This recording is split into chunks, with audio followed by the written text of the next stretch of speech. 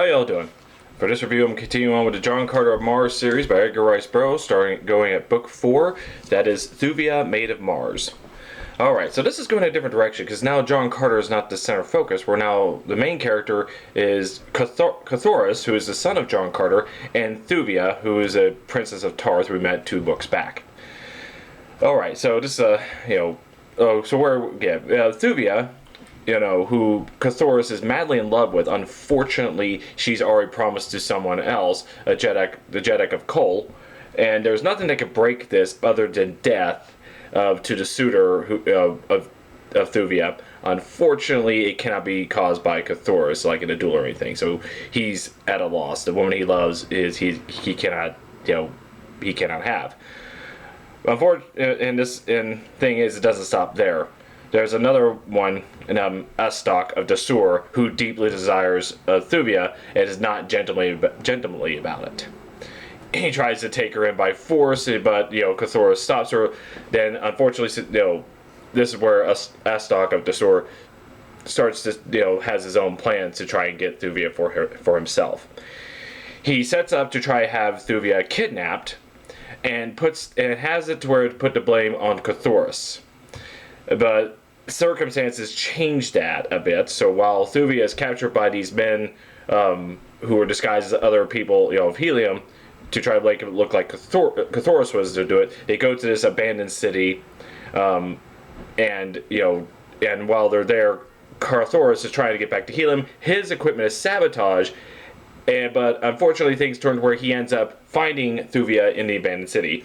What a nice little coincidence that is. So he tries to rescue her, and then while on the run, they come across this interesting little city that is Lothor, whose inhabitants is, it's all males. They don't have any females there, and when they reached there, there was this attack by green Martians to this city, and they're all defeated rather easily by these archers that have.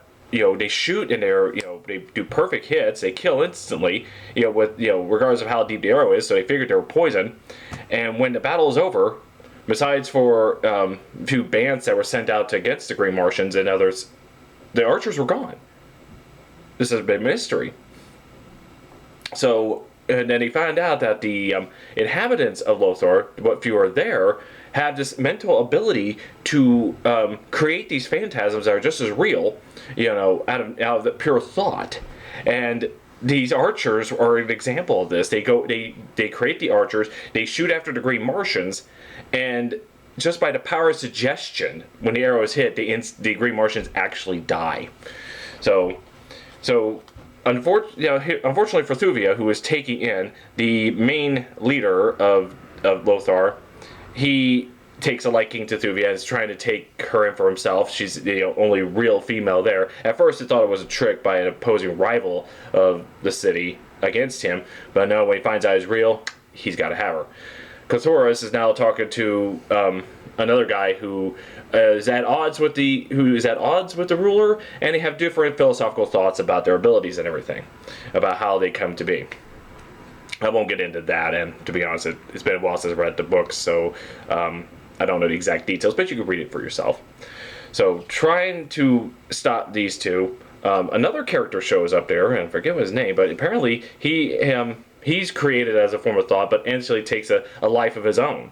So that's an interesting thing. So, long story short, this one is, Carthoris trying to rescue Thuvia, a woman he loves, who is promised to another, so he can't have, so he's at odds, and eventually tries to rescue her from the works of Astok and all the obstacles they come across the way.